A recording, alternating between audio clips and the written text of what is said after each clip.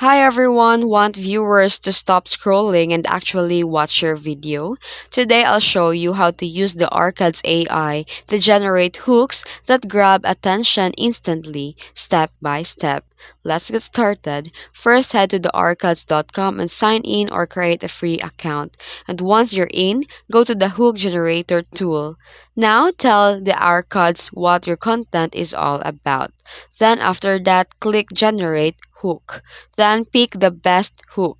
The arcades will give you a scroll stopping options like this.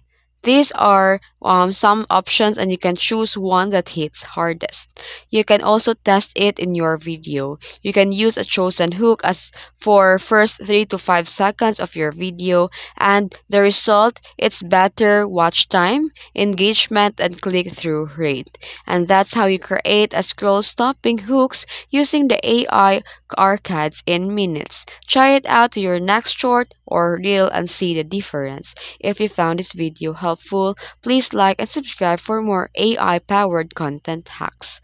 Thanks for watching.